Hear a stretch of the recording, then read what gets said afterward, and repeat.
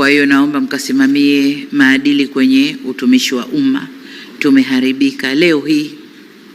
Mtumishi wa umma anakosa uzalendo, anakosa tuseme nini, sijui, ile moyo, na kwamba mtumishi wa umma anathubutu kuchukua siri kwenye mafaili, akapiga picha kwenye simu yake na akasambaza kwenye, akijua kwamba anamkomoa rais, akijua kwamba sijui anamkomoa nani inline, lakini kumbe ni yeye amekosa maadili, ni yeye hawajibiki kwa taifa lake, uzalendo kwa taifa lake hakuna.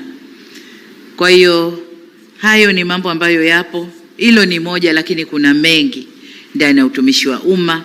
Katusaidieni, kwa sababu utumishi wa umma ndio engine ya uendeshaji wa nchi hii.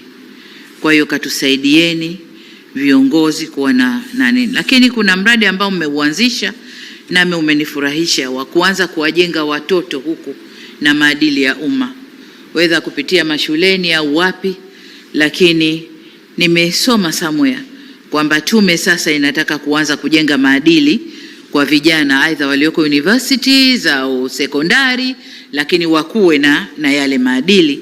Itatusaidia sana, sababu Waarabu wanasema nakshi. Unajua nakshi, ile michoro, ile mapambo unayoyachora kwenye jabali yanakaa zaidi, lakini ukiyachora kwenye mchanga, upepo ukipita Sasa watoto ni majabali yetu, yanakuja.